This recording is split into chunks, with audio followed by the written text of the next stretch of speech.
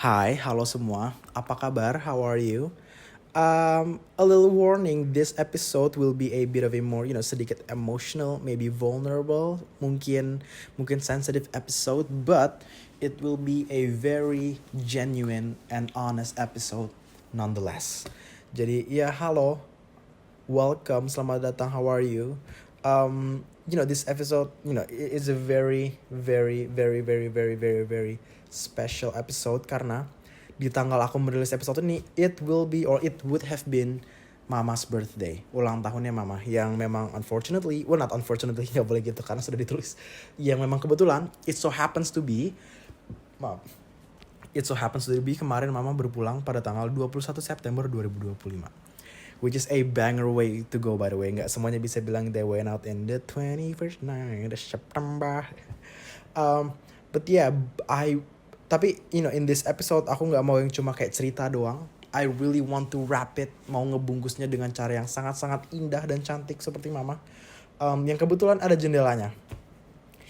For context, jadi saat kemarin di pemakaman Mama, usually ada sedikit eulogy, ada sedikit pidato dari keluarga inti almarhum atau almarhumah yang ditinggalkan, either pasangan or anaknya. Memang keluarga inti yang tinggal bersama si almarhum atau almarhumah yang kayak spend the remaining time dengan si keluarga tersebut. Yang memang kebetulan kemarin jalannya, not only aku dikabarin will ada atau enggaknya, even though I have this pidato in my head, but I was not offered the mic. Memang ada satu member of family yang memang udah pegang mic-nya dan berpidato. And the thing about this pidato adalah, I think it's probably the best, only and probably the last way untuk mengenalkan Mama ke orang, or mungkin mengenalkan ulang. Karena the people yang datang kemarin adalah either itu ada members of family yang mungkin udah lama gak ketemu, atau mungkin teman-teman kuliah Mama yang mungkin bertahun-tahun gak ketemu, atau mungkin ketemunya pas terakhir kuliah, or maybe pas pas reunian itu, or like my friends yang mungkin baru ketemu Mama kayak baru berapa belas or berapa puluh kali, or mungkin kayak temen kantorku yang mungkin gak pernah ketemu sama sekali. And I think it's probably the best and only way untuk mengenalkan Mama ke orang, or mengenalkan ulang. Karena these people, these family members, these friends of mine, they need the affirmation of, psychologically mereka so desperately need the affirmation of mereka itu deket sama Mama. So whatever is being said dengan pidato, usually or like, most of the time mereka akan setuju, or mungkin mereka akan kayak, iya kayaknya bener deh, iya setuju dia tuh itu. Yang it is a bit sad karena the pidato that was being said kemarin didn't really, strike to a lot of people. Me, both my sisters, ada teman-teman aku, ada beberapa saudara juga yang kemarin bilang sebenarnya kurang pas kata-katanya, being drama queen dan lain-lain. So, I think the best way untuk me honoring Mama adalah this episode aku akan, aku akan mengucapkan, or aku akan menyampaikan apa yang what I would have said jika kemarin aku mendapatkan mic tersebut. But again, I didn't write this, it's all in my head. Jadi kayak ini akan sedikit muter-muter, mungkin akan sedikit lama, but bear with me karena akan ada cerita Mama yang sangat-sangat, yang hopefully akan bikin kalian kayak kenal sama Mama, kalau mungkin kalian belum pernah kenal, or mungkin kangen. So again, dimulai. Kita akan skip bagian terima kasih telah datang, ini aku dan kakak-kakakku berterima kasih dan lain-lain. I want to go straight into the eulogy, yang again aku gak tulis dan gak plan, it's all only in my head. Halo semua, perkenalkan, nama aku Rizky Dharma, anak dari almarhumah Dian Susanti binti Susilo Darmo. Yang lucu by the way, karena almost all of my life aku kira nama Mama adalah Dian Susanti Susilo Darmo. Ternyata pas aku udah agak gede, like I think around SMP, SMK, I think SMK deh, baru kayak, oh nama Mama tuh Dian Susanti doang ya. Kayak aku tuh lagi isi formulir or something, and kayak iya, karena every time Mama punya like Instagram or Facebook or email or password or apapun, kemungkinan besar ada selalu tambahan Susilo Darmonya atau Susilonya, yang itu adalah nama dari bapaknya Mama atau eyang kakungnya aku, someone I never really met. Tapi dia adalah seseorang atau dia sosok of lelaki or man yang mama sangat adore, yang mama love so deeply, yang mempunyai setengah hati dari mama. Ya kayak like the general way of a daughter's a daughter's first love adalah her father, seperti mama dengan Eyang Kakung Darmo ini. Jadi dia selalu bawa nama itu kemana-mana. Dulu aku dari kecil banget, mau aku masih bayi, baru selesai dimandiin atau misalkan udah gede aku habis beliin mama something, kayak selalu ada cerita tentang Eyang Kakung. Dia nggak cerita tentang Eyang Kakung Darmo ini. Jadi it's funny karena dia saking membawanya nama bapaknya atau nama Eyang Kakung aku, sampai for most of my life aku ngira nama mama adalah Dian Susanti Susilo Darmo. Jadi I know I have very limited time. Aku tahu waktu yang gak banyak di sini. But jika aku if I were to describe mama dalam only satu kata from all of the words in the dictionary and all of the language in the world, jika aku cuma bisa punya satu kata, I think the best word to describe mama adalah genuine, tulus. And I would want to pitch that in this story. Aku punya satu cerita yang mungkin sangat menggambarkan that tulusness of Mama Dian Susanti, si cantik dan indah ini. Jadi suatu hari aku masih kelas 2 SD, kayak masih kecil banget, bocil, sekolah in this sekolah Islam Al Hasanah di around Ciledug sana. And rutinnya sebagai anak kelas 2 SD adalah sebelum masuk kelas, saat bel udah ring, kita semua itu baris di depan kelas, kayak siap gerak dan lain-lain. And then wali kelas akan mempertanyakan kayak pertanyaan matematika, yang bisa jawab dulu, yang bisa angkat tangan duluan, jawab kalau bener masuk. Tapi sebelum masuk dicek dulu kukunya. Kalau kukunya panjang nggak boleh masuk kelas, stay di luar kelas. Dikasih gunting kuku, and then gunting kuku sendiri. So it's a regular day. Aku kayak udah angkat tangan like the last 4-5 orang karena aku gak terlalu pintar matematika. And then masuk kelas. And then beberapa puluh menit kemudian mama masuk kelas. Karena for context mama itu catering makanan. Dari aku kelas 2 SD sampai kelas 6 SD. Kayak mama tuh bener-bener kayak masak sendiri. Dia masukin dan lain-lain. Dia ngangkat kayak puluhan catering. Dan dia nganterin ke lantai 1, lantai 2, lantai 3. Dari aku kelas 2 sampai kelas 6. Superhero, I know. But and then kayak udah mama masuk seperti biasa. Oh ya jam segini mama masuk nganterin makan. And then dia keluar lagi. And then beberapa puluh menit kemudian 2 teman aku masuk. Yang not really teman, tapi lebih ke classmate. Ya udah teman sekelas aja. If I'm not mistaken, yaitu Syamil dan Jordan. Dan salah satunya, Jordan, again ini parafrase karena udah lama banget, but I remember the moment. Intinya si Jordan came up to me dan dia bilang kayak, Ki makasih ya. Terus aku kayak being bocil nganggung gak tahu apa, kayak, hah? Makasih kenapa gitu kan. And then dia bilang kayak, iya tadi mama lu guntingin kuku gue. Oh oke. Ya udah. And I remember saat pulang having this very little conversation tentang mama kayak, iya mama tadi potongnya siapa sih, Syamil ya, Jordan ya, kayak mama pun gak tahu itu temen aku atau enggak. If anything at that time itu pun bukan temen aku kayak deket pun enggak, itu beneran kayak temen sekelas. So again ya udah me growing up, makin lama makin gede makin tumbuh, kayak I have this story in the back of my head. And then makin gede makin nyadar kayak untuk membayangkan ada seorang ibu-ibu yang punya anak 3. Satu udah kelas 6, satu kelas 5, yang kelas 5-nya pun juga beda sekolah, and then satu lagi kelas 2. Dia catering untuk beberapa angkatan SD, dia capek, dia masak dan lain-lain. And then saat dia mau masuk kelas, dia ngeliat ada 2 anak di luar kelas, duduk di lantai, guntingin kuku sendiri, yang kayak anak 2 SD masih bisa sih gunting kuku sendiri. And then dia bener-bener tulus enough untuk guntingin kuku anak orang. Bear in mind dia itu pun bukan temen aku, mama pun gak tahu itu temen aku atau enggak. And then dia kayak, again gunting kuku, kita anak-anak tuh selalu duduk di lantai. Jadi mama would have either dia jongkok atau mungkin dia beneran duduk di lantai dan menunda nganter catering karena kelasku di paling bawah. And then kayak, again untuk membayangkan seorang ibu-ibu melakukan itu ke anak 2 orang ini yang dia kenal pun enggak. Dia tahu anak ini anak bandel apa enggak juga enggak. Dia tahu ini anak dari temen gue juga enggak. And then still continue untuk melakukan itu. There's no other way to explain or to describe that moment or mama than being tulus, than mama being very, very, very genuine.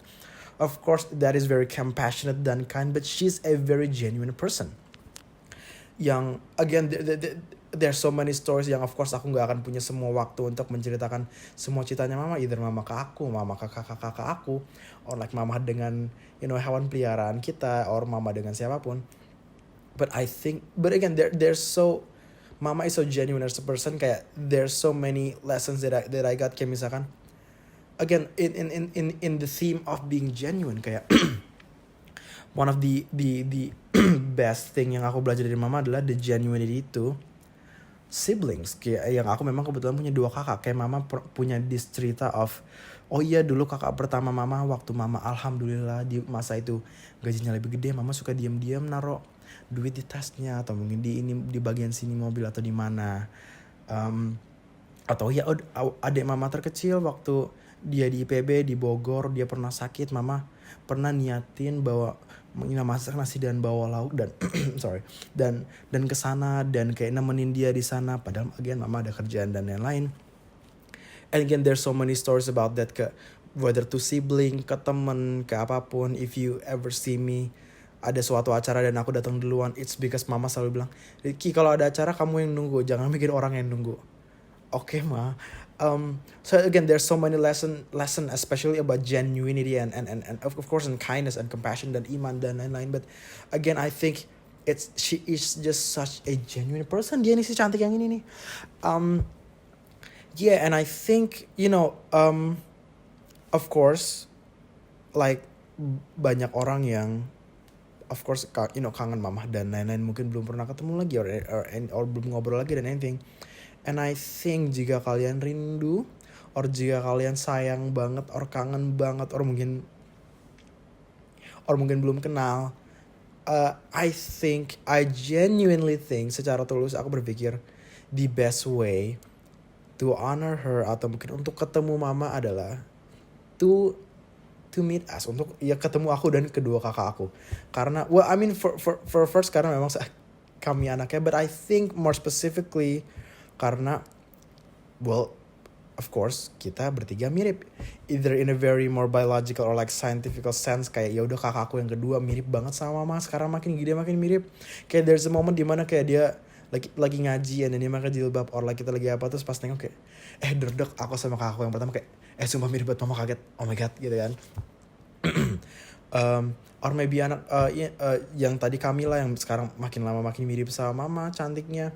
And then yang pertama Kinanti yang kayak dia punya banget hati dan compassionate-nya mama, dan kehalusan dan emotionality of mama yang kayak sekarang every time ada anak dari temen or like anak dari saudara or dis keponakan kecil yang sangat-sangat niat dan sangat-sangat betah dan sangat-sangat sayang sama mereka adalah dia, just like how mama dengan semua anak kecil. Kayak even there's moment dimana kayak salah satu sepupu aku dia berkebutuhan khusus ABK, and berkebutuhan khusus is just other words of being very super powerfully enhanced. Kayak dia bisa bahasa Jerman tiba-tiba even though dia berkebutuhan khusus. And then nanti kakakku yang pertama, she learned Germany dengan sebisanya dia untuk bisa to be able to communicate dengan saudaraku ini yang berkebutuhan khusus, biar dia bisa bercanda, biar dia bisa kayak again kelihatannya kayak oh yaudah dia belajar bahasa, but no, kayak dia beneran belajar with app like Duolingo or something, yang kayak she's very like genuine dan compassionate dan saking mengayomi semuanya, just like mama did.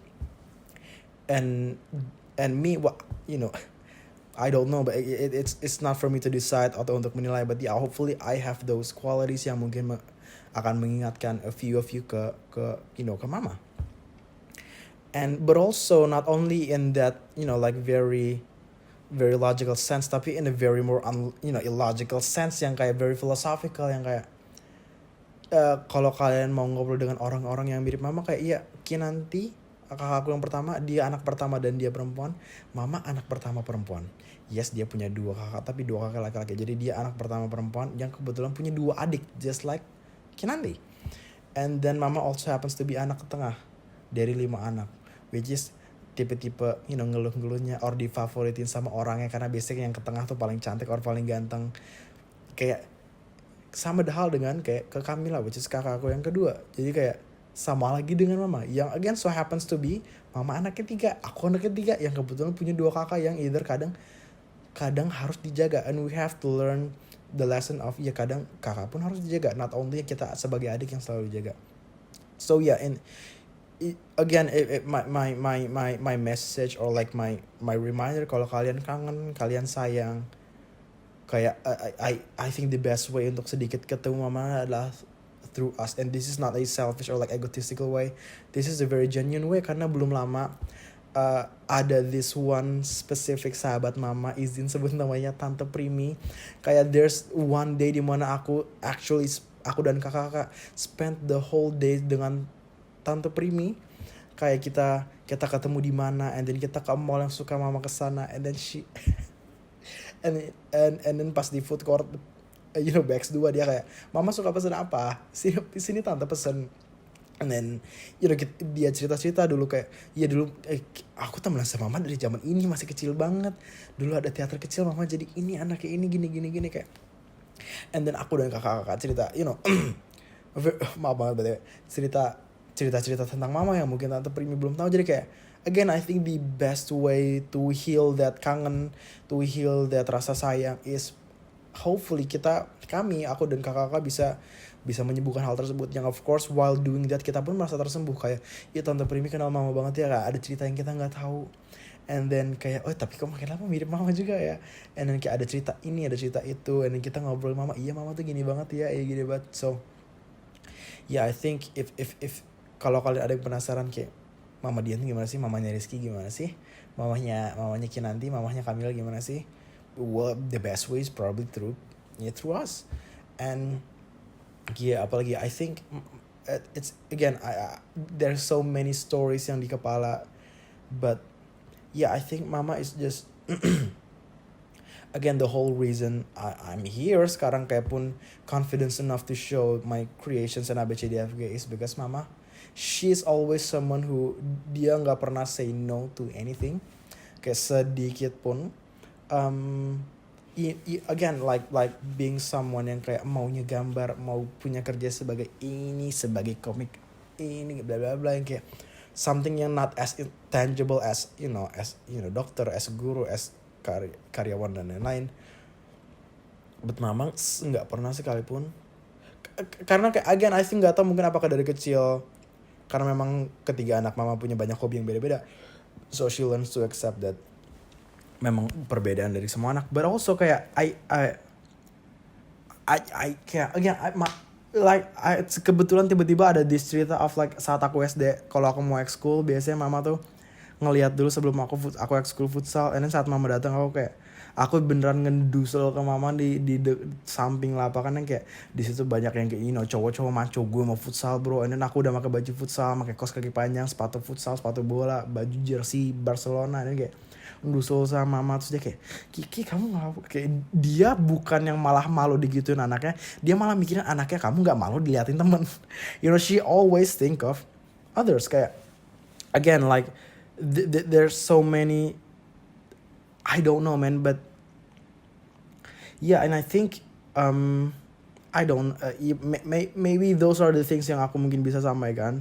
Again, knowing ini a role play of the eulogy, kayak kita nggak punya semua waktu in the world. But yeah, look, I in whole my life, sehidup-hidupnya aku sekarang 22 tahun, or maybe at that time 21 tahun, never have I ever, gak pernah sekalipun I would wish or pray or hope untuk jauh dari mama. Of course gak mungkin, tapi kayak sedikit pun gak pernah yang kayak like jauh dari mama. But again, it so happens to be sekarang physically I have never been more jauh dari ibunda. I have never missed someone so much my entire life. Gak pernah sekalipun ngerasa this type of kangen, this type of yang kayak aduh pengen banget ketemu. But yeah, I think tadi udah nangis btw, jadi right now I'm very composed. Tadi tuh sebenernya udah nangis dulu nyiapin ngomong gini. But yeah, and I think in the very best cosmical way,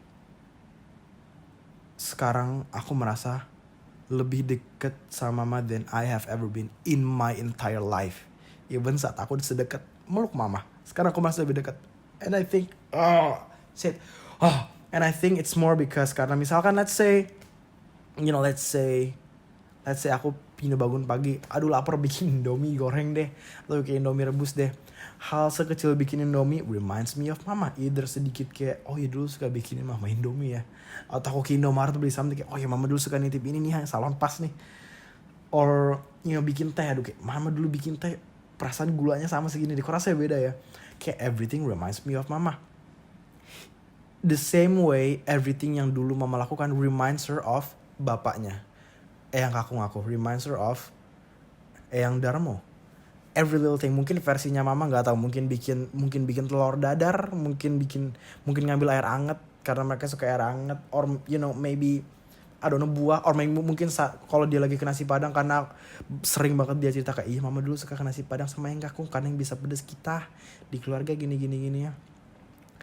So I'm experiencing what mama was experiencing my whole life selama dari aku lahir sampai mama berpulang kayak, of course aku merasa kayak, of course mama kangen sama Eyang kakung, of course mama pernah nangis mengenai Eyang kakung, kangen sama Eyang kakung, disuka ngepost tentang Eyang kakung, tapi I would have never thought kayak hal sekecil bikin mie itu bisa bikin, oh my god. And yeah, but again, sekarang all those things even though bikin makin kangen, but also it makes me feel so much closer karena beneran kayak, ini beneran yang mama dulu rasain, sekangen-kangennya hal sekecil mungkin ambil air hangat keinget Eyang kakung mungkin ya. And in the same way, hopefully, amin nanti mungkin I have the chance or live long enough untuk berpasangan, menikah, dan berkeluarga.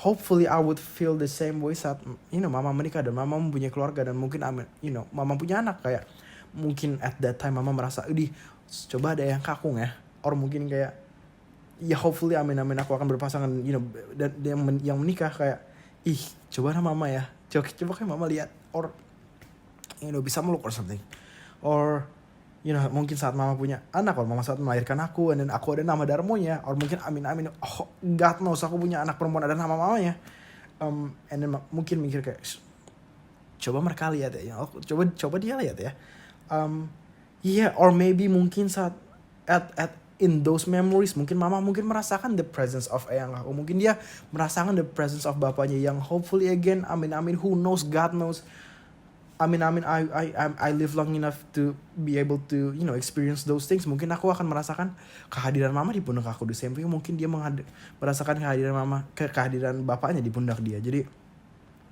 it's I don't know man, it's a very I think I'm just reminded of how seberapa like seberapa mampir kita di it sounds cliche, it sounds alay, tapi kayak every day especially kangen mama, it reminds me of how sebentar kita mampir di sini. So yeah, again man, I know ini sounds it sounds cliche as hell, tapi kayak do hold the ones hold close the ones you love, and kayak beneran just keep making memories karena again I am kayak one of the beberapa hari setelah berpulang mama, I found this journal yang isinya tuh jurnalnya mama, kayak and then I open the journal yang memang coincidentally hal pertama yang aku baca adalah this page tentang aku, yang I'm not gonna share this, but it makes me cry so much karena in those journal not only dia beneran cerita yang kayak misalkan ada this one random page yang kayak, hari ini nonton John Wick sama Kiki di MacBooknya si Caca, nanti anak pertama di MacBooknya Caca, bagus, suka Keanu Reeves, kayak dia suka banget Keanu Reeves, if anything aku namanya hampir Keanu karena dua kakak aku namanya Kak, aku hampir Kak juga, thank God nggak kayak or mungkin ada satu page yang dia beneran journaling, cuma kayak alhamdulillah hari ini sama anak-anak kayak ya udah spend time di rumah, senang-senang bercanda-bercanda, beneran isi halamannya itu doang, kayak she is just so genuine dalam living life, dalam dia kayak hidup sehari-hari, saking tulusnya menghidupi hari itu. How those things yang we usually take for granted untuk kayak ya udah weekend di rumah doang main HP, kayak ngapain ngobrol sama adik sama kakak, adalah dia ngeliat itu as something yang so very like kayak ini harus disyukurin banget, kayak beneran there's page yang beneran tulisannya cuma kayak ya, kayak hari ini jam segi pulang jam segini, ya udah kayaknya jam segini, ya udah sama anak-anak aja alhamdulillah. Kayak especially in those times yang kayak ekonomi sebenarnya lagi nggak bagus-bagus banget, tempat tinggal juga gimana banget, tapi kayak dia bisa gitu nulis kayak gitu. So crazy kayak well I think one of the things yang kayak aku alhamdulillah dapetin dari mama adalah that optimism. There's so many times dimana orang kayak gitu kayak gue santai apa kayak ya udah nggak apa-apa, kadang hal itu kayak enggak sih, sometimes it's very we have to stay optimistic kan. But yeah again I mean like Andrew Garfield says ini kayak this is all the unexpressed love that we didn't get to share karena kita benar we really don't have, we never have enough time with each other. Mau itu he said dia kayak whether someone lives through dia hidup sampai 15 tahun 90 tahun, we never have enough time for each other. And he said so he hoped this grief stays with him like I do hope this grief stays with me. It's funny karena salah satu I'm big fan of him, tapi kayak one of my last conversation yang berdua doang sama mama was tentang Andrew Garfield and about the getting missing her, missing his mom. And then he has this project of filming Tick Tick Boom the movie, and then dia merasa he felt closer with ibunya dia. It's like he finished an unfinished song of hers dan lain-lain. And aku bilang gitu ke mama kayak just like I think the last week or maybe even a few days sebelum. So yeah, and again I again my sisters keduanya have so much stories, especially yang kayak yang lucu-lucu or maybe yang genuine berdua ngobrol sama mereka, punya banget stories, banyak banget those stories. Jadi kalau kalian want to know, mungkin kalian yang dengerin mungkin temannya mereka, temannya Ayla or temannya Caca, or mungkin kalian keluarga or something, or mungkin kalian kayak if you want untuk kenal this sosok of this amazing Mama Dian Susanti, we ada kita di sini. So yeah, again hal sekecil beneran hari ini beneran jujur banget, hari ini tadi kita memang pagi-pagi ada olahraga, and then kakakku yang kedua Kamila dia kayak aduh Ki nggak bawa ini lagi, nggak bawa sendal nih, nyeker nih. And then tiba-tiba di mobil ada sendal mama. Or mungkin waktu itu saat aku pindahan, aku kayak lagi pindahan bener-bener yang mindahin barang ke yang kayak mobil gede, mobil box, terus tiba-tiba kayak hujan, sederes-deresnya hujan, tiba-tiba ada payungnya mama. Not only payungnya mama, ini payungnya mama dapetin karena saking seringnya mama ke rumah sakit untuk fisioterapi setelah stroke. Jadi kayak ini achievementnya mama. Jadi kayak she even like months after her passing, kayak still dia the lifesaver of the three of us. Jadi kayak even cerita dia tuh nambah terus even saat dia udah gak ada. So yeah, again kalau kalian mau kenal or maybe kangen or maybe sayang itu sama mama, mungkin ada mungkin orang ada yang denger ini kayak aku nggak kenal sama kalian, mungkin kalian teman lama mama or something. Yeah, silakan banget contact us, silakan contact me. I would love to talk about mama, I would love to yap about mama dan cita-citanya. And yeah, I don't know what else to say, sebenarnya banyak banget cerita, but it's been long enough. And yeah, okay, let's end it with a little I don't know, a little moral quote. Oh, you know what, I will end it with a song or maybe a lyric yang so happens to be one of mama's favorite, yang it so happens to be my favorite song of all time, yang kebetulan mama tuh suka ketularan kayak setiap aku bangun pagi dulu di YouTube selalu ini diulang terus. And that is Action Speaks Louder Than Words, which is lagu dari Tick Tick Boom dari Andrew Garfield, where cages or wings, which do you prefer? Ask the birds. Fear or love, baby? Don't say the answer.